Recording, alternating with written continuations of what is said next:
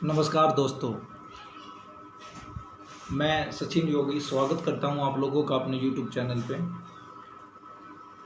जैसा कि आज यूपीएससी के द्वारा ऑफिशियल नोटिफिकेशन अपनी साइट पे जारी कर दिया गया है और उसमें ये बताया गया है कि आपकी प्रीलिम्स की जो डेट है वो आपकी 4 अक्टूबर 2020 रखी गई है। तो अभी आपके पास लगभग 4 महीने का और यूपीएससी ने आपको टाइम दे दिया है और मेंस की बात करें तो वो जनवरी में आपका होगा, ठीक है ना। तो अभी आज से हम लोग एक नया इनिशिएटिव स्टार्ट कर रहे हैं क्योंकि अभी काफ़ी लंबा पीरियड है और अभी टाइम है, लेकिन इस टाइम का हमें सदुपयोग करते हुए हम लोग अपने जो कुछ बेसिक एग्जामिनेशन के पॉइंट ऑफ व्यू से देखें या हमारी लाइफ के पर्सपेक्टिव के व्यू से देखें तो हम लोग कुछ ऐसी बेसिक चीज़ों के बारे में नॉलेज हासिल करेंगे जो कहीं ना कहीं हमारे करैक्टर के निर्माण में, हमारे पर्सपेक्टिव के निर्माण में, हमारे दृष्टिकोण को विकसित करने में काफ़ी हेल्पफुल होंगे। तो इन्हीं को ध्यान में रखते हुए एक सीरीज़ हम लोग यहाँ से लॉन्च करने जा रहे हैं जिसका नाम होगा, जिसका हम उसमें क्या करेंगे कि जो हमारे लेजेंड्स हैं इंडिया में, जो बड़ी बड़ी पर्सनैलिटीज़ हैं, उनकी आत्मकथा के बारे में यहाँ पे डिस्कस किया जाएगा। ये पूरा एक सीरीज चलेगी। लाइक अभी हम जैसे पहला जो स्टार्ट करने वाले हैं वो हम लोग गांधी जी से स्टार्ट करेंगे। गांधी जी की जो ऑटोबायोग्राफी है and my experiment with truth, सत्य के साथ मेरे प्रयोग, तो उसको हम बिल्कुल सिस्टमेटिक वे में हम लोग उसको डिस्कस करते हुए चलेंगे। आप लोग उसको एक कहानी की तरह सुनिएगा, है ना, कहानी की तरह सुनिएगा। जो उसमें आपको सीख मिलती है उसको आप अपने अंदर कंसोलिडेट कीजिएगा। ये काफ़ी इम्पोर्टेंट है, ये काफ़ी इम्पोर्टेंट है। आप चाहे जनरल लाइफ के व्यू से देख लीजिए या फिर आप एग्ज़ाम के पर्सपेक्टिव से देख लीजिए, महात्मा गांधी को जानना एज ए यूपीएससी एस्पिरेंट हो या फिर एक सिविल व्यक्ति हो, दोनों के लिए मस्ट है। वो काफ़ी इम्पोर्टेंट है क्योंकि वो पर्सनैलिटी ही ऐसी हैं। जैसे जैसे हम लोग इनके बारे में और ज़्यादा जानेंगे तो आप लोग देखिएगा, आप लोगों के जो पहले आपके दिमाग में जो इनके प्रति पूर्वाग्रह थे वो सारे के सारे ख़त्म हो जाएंगे और आपको ऐसा लगेगा कि यार हम लोग इस आदमी को शायद जानते ही नहीं थे, ये आदमी तो कुछ अलग ही है ना। क्योंकि किसी चीज़ को जब हम लोग पढ़ लेते हैं, किसी चीज़ को जब हम लोग जान लेते हैं तो उसके बारे में हमारा सोचने का नज़रिया ही पूरी तरीके से चेंज हो जाता है। और वही हमें इस सीरीज़ का हमारा यही उद्देश्य है कि हम लोग खुद का भी विकास कर पाए और उन लोगों के बारे में जान पाए कि जिन्होंने आज हमें यहाँ पहुँचाया है, जिनकी वजह से आज हम लोग इतने काबिल हुए कि हम लोग इंटरेक्शन कर रहे हैं एक दूसरे के साथ, ठीक है। तो इस सीरीज़ का हम लोगों ने नाम दिया है, पहला जो आपका मोहनदास करमचंद गांधी के बारे में हम लोग स्टार्ट करेंगे तो इसका नाम दिया गया कि सफ़र मोहनदास से महात्मा, सफ़र मोहनदास से महात्मा। ये आपका पार्ट 1 है। इसमें हम डिस्कस करेंगे उनका जन्म, उनका बचपन और उनका विवाह। ये 3 जो उनकी लाइफ के जो स्टार्टिंग पॉइंट थे वहाँ से हम लोग इस चीज़ को स्टार्ट करेंगे। देखिए, नाम से ही आप लोगों को काफ़ी कुछ समझने को मिल गया होगा कि ये एक जर्नी है, एक यात्रा है। एक दिन में कोई महात्मा नहीं बन जाता, एक दिन में कोई बड़ा व्यक्ति नहीं बन जाता, एक दिन में कोई ऐसा कोई महान काम नहीं कर देता कोई भी इंसान कि दुनिया उसको याद करे। ये एक प्रोसेस होती है, एक जर्नी होती है जो फेज वाइज मैनर में आपकी चलती रहती है ना। तो ये एक जर्नी है जो मोहनदास से किसी को महात्मा बना देती है, ठीक है। चलिए स्टार्ट करते हैं। तो स्टार्टिंग में मैं प्राउडली ये बात कहूँगा, मतलब प्राउड के साथ, गर्व के साथ मैं आपसे ये बात कहूँगा कि भारत को अगर अक्रॉस द वर्ल्ड, पूरे विश्व के लेवल पर अगर हम देखें तो उसकी 3 चीज़ों के लिए भारत फेमस है। सबसे पहले है हमारा डेमोक्रेसी, हमारा लोकतंत्र। सेकंड नंबर पर है हमारे महात्मा गांधी और थर्ड नंबर पर आपका ताजमहल। इन 3 चीज़ों के कारण पूरे अक्रॉस द वर्ल्ड में भारत को कोई जानता है या नहीं जानता, लेकिन अगर आप उसके साथ में सामने महात्मा गांधी, खुद को आप ऐसे रिप्रेजेंट करेंगे कि मैं उस देश से आया हूँ जहाँ महात्मा गांधी रहते हैं, तो लोग अपने आप झुक जाएंगे कि यार वाकई में ये काफ़ी सभ्य समाज से आया है। तो मतलब उस लेवल का एक पर्सनैलिटी को हम लोग यहाँ पर डिस्कस कर रहे हैं। तो ये जो पूरी की पूरी ये जर्नी होगी ये काफ़ी इंटरटेनिंग होगी, है ना, क्योंकि किसी चीज़ को समझाने का तरीका भी इम्पोर्टेंट होता है कि आप उस तरीक़ों को कैसे समझा रहे हो दूसरे को। और मैं आशा करता हूँ कि मैं आप लोगों को उस तरीके से समझा पाऊँगा कि आप इसमें से सारी चीज़ें जो जो इम्पोर्टेंट है, वैसे तो सारी चीज़ें ही इम्पोर्टेंट है, बट जो ज़्यादा इम्पोर्टेंट है आप उसको कंसोलिडेट कर पाओगे, अपने अंदर समाहित कर पाओगे। ठीक है, तो चलिए स्टार्ट करते हैं सफ़र मोहनदास से महात्मा पार्ट 1 आज का।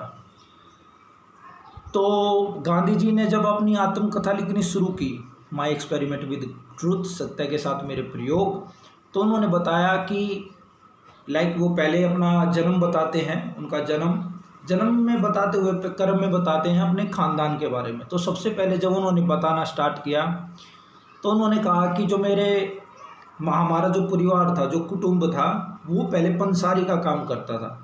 पंसारी मतलब आज के टाइम में आप रिटेल शॉपकीपर वगैरह कह सकते हो, उनको पंसारी बोलते थे पहले, आज भी गांव में बोलते हैं बहुत सारी जगह पर।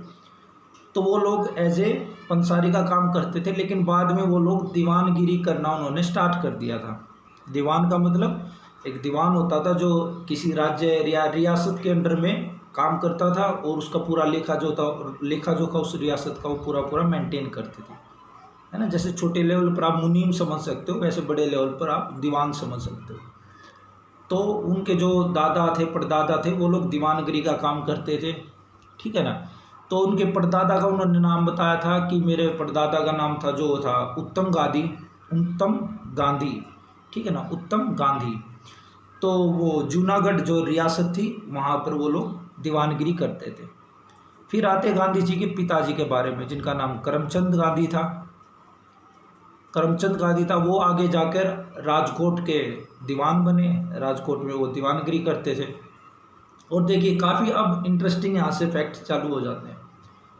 आपको बड़ी हैरत होगी कि गांधी जी के जो पिताजी थे करमचंद गांधी, उन्होंने कभी भी कोई भी फॉर्मल एजुकेशन नहीं ली, कोई स्कूलिंग नहीं की, कोई कॉलेज में नहीं गए, लेकिन उनका जो व्यवहारिक ज्ञान था वो इतना ज़बरदस्त था कि वो गांधी जी खुद कहते कि वो चुटकियों में सारे सवालों को सोल्व कर देते थे, जो हम पेन पेंसिल लेकर भी शायद सोल्व नहीं कर पाते थे। ऐसे आपको हज़ारों आदमी मिले होंगे, हम अपने दादाजी, नाना जी, आपको खुद इस बारे में पता होगा कि उन लोगों का जो पहले की जो एजुकेशन होती थी वो व्यवहारिक ज्ञान पे आधारित होती थी। जो आपके आसपास अगल बगल जो भी घटित हो रहा है उससे वो लोग नॉलेज लेते थे, उससे सीखते थे। और उनकी जो ये सीख होती थी ना वो परमानेंट होती थी, वो बुकिश नॉलेज नहीं होती थी, वो परमानेंट होती। जो एक बार सीख लिया, वो समझ लिया, वो फिर कभी भूलते नहीं थे। तो शायद आज की एजुकेशन सिस्टम को भी ऐसा ही कुछ होने की ज़रूरत है। तो व्यवहारिक ज्ञान सबसे इम्पोर्टेंट होता है। तो और दूसरी बात, उनके पिताजी, एक तो व्यवहारिक ज्ञान था उनके पास, दूसरा उनके पिताजी को सत्यवादी थे पूरे, मतलब जो बोल दिया, जहाँ अड़ गए भाई, मैं अगर राइट हूँ तो दुनिया इधर की उधर हो जाए, मैं अपनी बात से नहीं लूँगा। एक ऐसा ही किस्सा महात्मा गांधी जी बताते हैं। अब हम गांधी जी कहेंगे, महात्मा गांधी जी बाद में, अभी गांधी जी के बारे में बात करेंगे, महात्मा आगे बने हैं तो तब की जर्नी तब बताएंगे। तो गांधी जी बताते अपने पिताजी के बारे में कि एक बार किसी व्यक्ति ने, जब वो राजकोट के दीवान थे, तो वहाँ के जो ठाकुर साहब थे, मतलब आप राजा कह लो, जो वहाँ के ठाकुर साहब थे, उनका किसी ने अपमान कर दिया। तो ये बात गांधी जी के पिताजी को अच्छी नहीं लगी। उन्होंने उस साहब के मुंह पर ही ये बोल दिया कि भाई आपने ये अच्छा नहीं किया और आपको इसके लिए क्षमा मांगनी चाहिए। अब वो भी बड़े आदमी थे जिन्होंने अपमान किया, उन्होंने कहा कि मैं तो नहीं मांगूंगा और आपको मेरे को बोलने का कोई अधिकार नहीं है। लेकिन गांधी जी के जो पिताजी थे वो अड़ गए कि आपकी गलती, आपको बोलना पड़ेगा। और इसी कारण महात्मा गांधी जी के पिता को जेल भी रहना पड़ा 4-5 दिन के लिए। तो गांधी जी को वहाँ पर ये चीज़ सीखने को मिली कि भाई अगर आप सच के साथ खड़े हो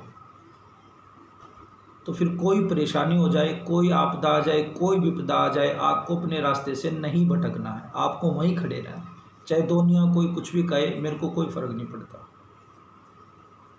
ठीक है, गांधी जी के पिताजी के बारे में वो एक, मतलब ऐसा तो नहीं कह सकते कि वो लोग वो बहुत धार्मिक व्यक्ति थे, लेकिन हाँ मंदिर डेली जाते थे, उनको पसंद था मंदिर जाना। वैसे कोई स्पेशल कर्मकांड पूजा पाठ वगैरह में तो वो विश्वास नहीं करते थे। बट एट द लास्ट जब वो अपने जीवन के अंतिम पड़ाव पर पहुंचे तो किसी ने सलाह दी कि आप भगवत गीता का पाठ कीजिए।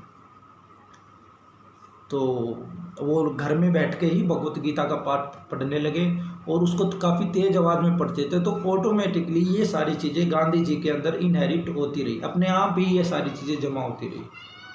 आपको आगे पता चलेगा कि भगवत गीता का गांधी जी की लाइफ पर क्या इम्पैक्ट पड़ा, उसके बारे में डिस्कस करेंगे। बट वो बचपन से ही ये प्रोसेस स्टार्ट हो चुकी थी। अब आगे बढ़ते हैं। ये इनके पिताजी के 4 विवाह हुए, 4 शादियाँ हुई। 4 शादियाँ उस टाइम पे कॉमन था, आज तो कोई 4 कर ले तो उधर पता ही लग जाए उसको। तो 4 शादियाँ हुई। उसमें से एक बीवी का नाम था पुतली बाई, जिनके 4 बच्चे हुए, 1 लड़की और 3 लड़के। इन 3 लड़कों में से एक का नाम था मोहनदास, जो आगे चलकर महात्मा गांधी के नाम से प्रसिद्ध हुए। अब बात करते हैं इनकी माताजी की। इनकी माताजी का नाम पुतली बाई था। एक माँ को आप जैसे सोच सकते हो, इमेजिन कर सकते हो, ये कुछ वैसी ही टिपिकल माँ की तरह आप इनको सोच सकते हो। लाइक धर्म में विश्वास करने वाली एक साध्वी महिला, बिना पूजा पाठ के भोजन नहीं करती थी, डेली मंदिर में जाना। उस टाइम पर जो वैष्णो का मंदिर होता था, वहाँ की लोकल लैंग्वेज में, राजकोट की लोकल लैंग्वेज को हवेली बोलते थे। तो डेली हवेली वैष्णो के मंदिर में जाना। तो ये सारी चीज़ें जो हम लोग देखते हैं अपने अगल बगल, हमारी माँओं में भी ये चीज़ें हैं। लाइक उपवास, वो बोलते थे, गांधी जी ने खुद कहा कि हफ्ते में अगर 2-3 उपवास ना करे तो माता जी को ऐसा लगता ही नहीं था कि ये हफ्ता भी अभी ख़त्म भी हो गया। तो उनके लिए कोई चुटकी बजाने का खेल था। तो एक बार गांधी जी किस्सा बताते हैं कि जैसे चौमासा, मतलब जो बारिश का मौसम होता है, मानसून का जो सीज़न होता है, तो उनकी माँ ने कहा कि मैं सूर्य को देखकर ही अन्न का दाना ग्रहण करूँगी, भोजन करूँगी। अब सबको पता है कि मानसून के टाइम में सूर्य देवता के दर्शन कम ही होते हैं, कभी हो जाते हैं, कभी नहीं होते हैं। तो गांधी जी कहते थे कि हम लोग दरवाजे पर बैठे रहते थे और जब भी सूरज निकलता था तो हम आवाज़ देकर माँ को बुलाते थे कि माँ जल्दी आओ, सूरज निकल गया। लेकिन माँ जब तक अंदर से बाहर आती थी तो सूरज फिर बादलों के पीछे छिप जाता था। लेकिन उस टाइम पे भी माँ का पेशेंस, अपनी भक्ति के प्रति इतना विश्वास था कि वो कह देती थी कोई बात नहीं, शायद आज मेरे भाग्य में अन्न ग्रहण करना है ही नहीं, चलो कोई नहीं, कल कर लेंगे। तो गांधी जी ने को वहाँ से क्या सीखने को मिला कि पेशेंस और अपने अंदर आप किसी की भक्ति के भाव रखते हो तो फिर उसके प्रति पूरी तरीके से आप समर्पण का भाव भी रखो। ये नहीं है कि आज किसी और के पास, कल किसी और के पास। आप भक्ति कर रहे हो किसी भगवान की, खुदा की, अल्लाह की, ईसा मसीह की, तो किसी की भी कर रहे हो, उसके प्रति पूरी तरीके से आप श्रद्धा रखो, समर्पित रहो खुद। तो ये चीज़ें उनको वहाँ से सीखने को मिली। बट वही बात, उनकी माताजी भी काफ़ी इंटेलिजेंट वूमेन थी। कोई फॉर्मल पढ़ाई नहीं हुई, बट व्यवहारिक नॉलेज उनको काफ़ी अच्छी खासी थी। राज दरबार का जो भी काम वगैरह होता था उसमें भी वो इंटरफेयर करती थी, मतलब उनको नॉलेज थी इस चीज़ की, ठीक है ना। तो ये सारी चीज़ें आगे बढ़ती है और 1869 में, 2 अक्टूबर 1869 में पोरबंदर में महात्मा गांधी जी का, पोरबंदर जो उस टाइम पे सुदामागिरी के नाम से भी, सुदामापुरी के नाम से जाना जाता, तो वहाँ पर महात्मा गांधी जी का बर्थ हुआ। हैप्पी बर्थडे बोल दो सभी। तो उनका वहाँ पर जन्म हुआ 1869 में। वहीं गांव की पाठशाला में उनका एडमिशन कराया गया।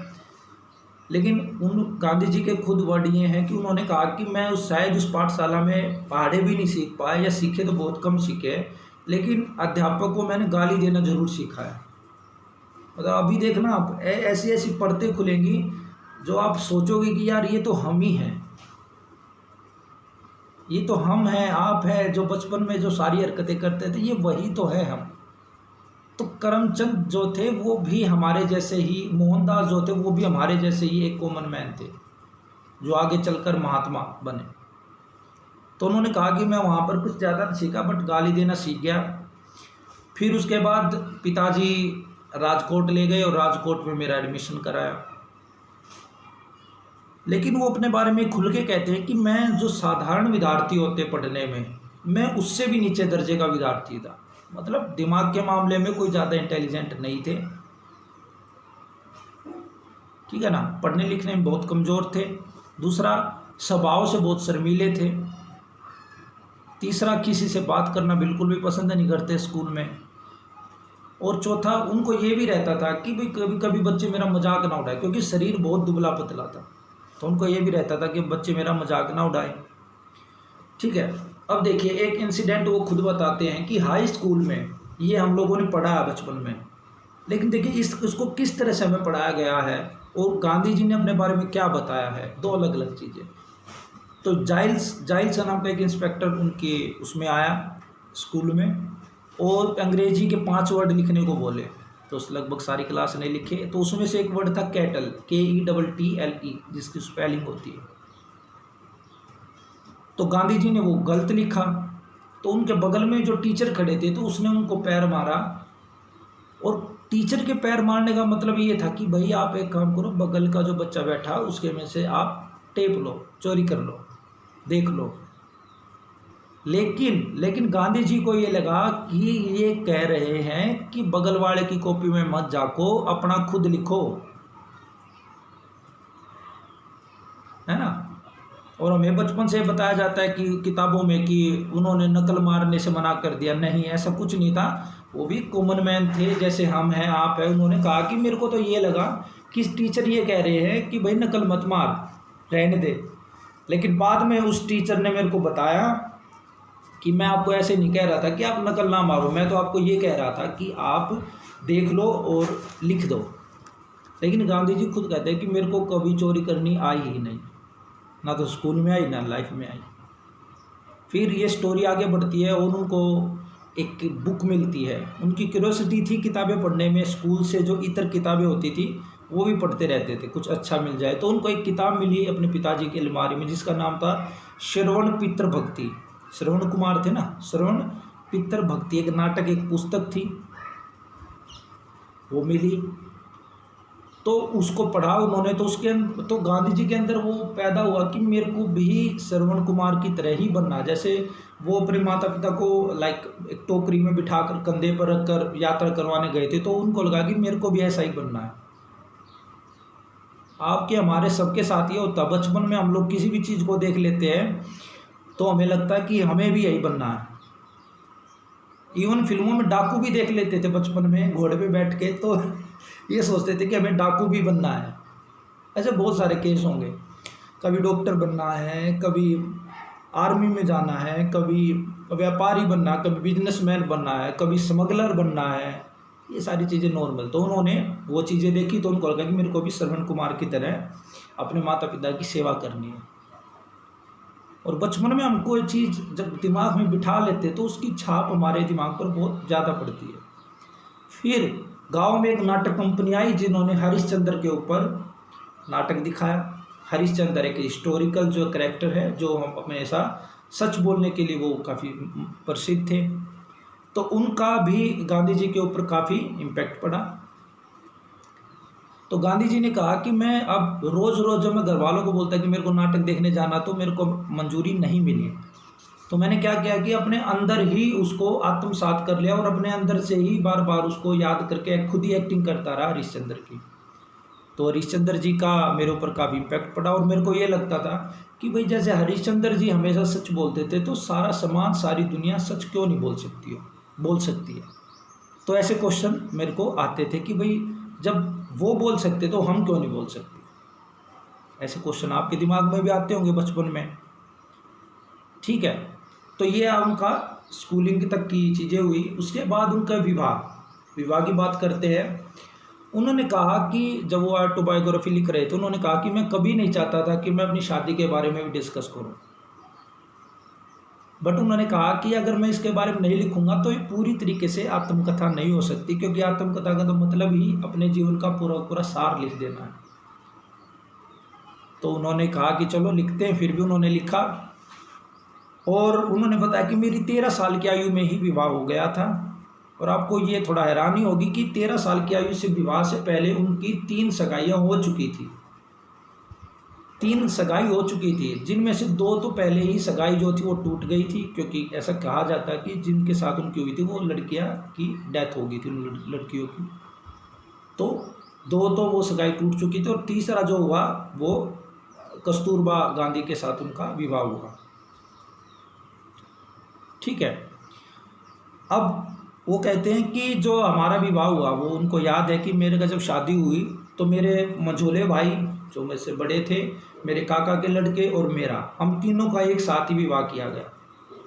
इसलिए किया गया जो जैसा कि आज भी करते हैं हम लोग कि भाई खर्चा बच जाए, कम टाइम में हो जाए, कम मेहनत लगे और अच्छी तरीके से सब कुछ निपट जाए, बार बार ये चीज़ें ना करनी पड़े। गाँव में भी तो आज भी हम लोग ऐसा ही करते हैं। चाचा की बहन की लड़की है, चाचा की लड़की है और खुद का एक ही साथ एक ही मंडप में शादी वगैरह करा देते हैं, ताकि परिवार को मिलजुल कर खर्चा उठा लें। तो गांधी जी कहते हैं कि लेकिन उस टाइम पे विवाह का मतलब ना तो मैं समझता था, ना मेरे को पता था। मेरे लिए सिर्फ और सिर्फ शादी का मतलब उस टाइम पे अच्छे कपड़े पहनना। देखो मतलब कितना रियलिस्टिक, कितना ज़बरदस्त बात है, कितनी रियलिटी है इस बात में। आप खुद सोच सकते, देख सकते 13 साल का बच्चा और दिमाग में ला भी क्या सकता है। उन्होंने कहा कि मेरे लिए विवाह का मतलब सिर्फ अच्छे कपड़े पहनना, बाजे गाजा बजेगा, उसका एंजॉयमेंट है, घोड़ी पे सवार होना, अच्छा खाने को मिलेगा, और एक नई लड़की के साथ मेरे को हंसी मजाक विनोद प्रसंग वगैरह करने का एक अवसर मिलेगा। बस उनके लिए विवाह का मतलब इतना ही था।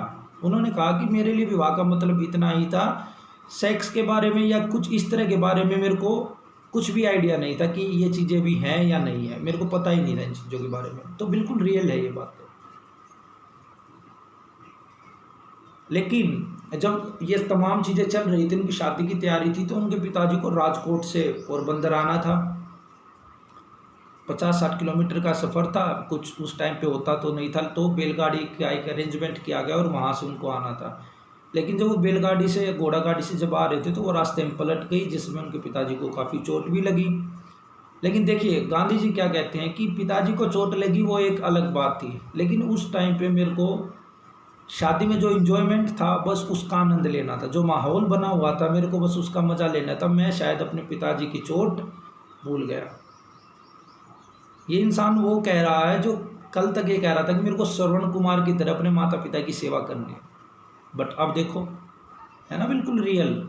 ऐसे ही तो करते हैं हम लोग, एक चीज़ नहीं आती है तो पुरानी को भूल जाते हैं।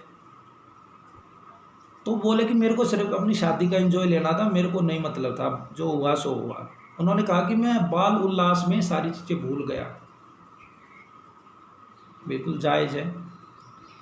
और जो लाइन वो कहते हैं, फिर वो बोले कि शादी के बाद जब हम लोग पति पत्नी एक साथ इकट्ठा हुए, जब हम लोग बैठे, तो जो मेरी बड़ी भाभी थी उन्होंने मेरे को इस सारी चीज़ों के बारे में बताया कि विवाह के उपरांत क्या क्या चीज़ें होती हैं, कैसे गृहस्थ जीवन होता है, ये वगैरह, तो सारी बातें बताया। तो उन्होंने बड़ी खूबसूरत लाइन लिखी है इस बारे में कि पहली रात में, जब उनकी पहली रात थी, पहला शादी के बाद वो लोग जब आए, तो उन्होंने कहा कि पहली रात में 2 निर्दोष बालक अनजाने संसार सागर में जबरदस्ती कूदा दिए गए। मतलब पहली रात की जो चीज़ें हैं, उन्होंने कहा कि 2 निर्दोष बालक अनजाने संसार सागर में जबरदस्ती ही कूदा दिए गए थे। कोई इच्छा तो कुछ थी नहीं, ना इन चीज़ों का पता था, लेकिन जबरदस्ती कूदा दिए गए थे, है ना। तो उन्होंने कहा कि क्योंकि कस्तूरबा मेरी हम उम्र थी, 1-2 साल छोटी थी शायद या बड़ी थी, तो मेरे को उसके साथ समय बिताना अच्छा लगता था। बट एट द लास्ट मेरे अंदर वही मानसिकता जो पुरुषों के अंदर होती है कि मैं पति हूँ, मेरी बात मानना तेरी मजबूरी है, इस तरह का भाव मेरे अंदर पैदा हो चुका था। तो उन्होंने कहा कि मेरे अंदर पति की सत्ता चलाने का भी एक भाव साथ साथ पैदा हो गया था। तो ये ह्यूमन नेचर है, और जो हमारा कल्चर, आसपास का जो कल्चर होता है, वही हमारे नेचर को निर्धारित करता है कि हम लोग कैसे इंसान बने।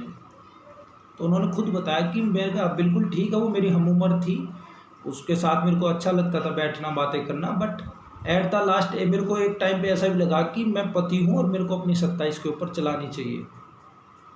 ठीक है। तो ये सारा जो अभी तक का विवाह, हम लोगों ने देखा जन्म, हम लोगों ने देखा उनका बचपन, हम लोगों ने देखा उनका विवाह, ये 3 चीज़ें आज के पहले पार्ट में आपका यहीं तक रहेगा। इसको कंटिन्यूटी इसकी हम लोग बनाए रखेंगे, आगे चलते रहेंगे। तो ये काफ़ी इम्पोर्टेंट है, ये काफ़ी ज़रूरी है।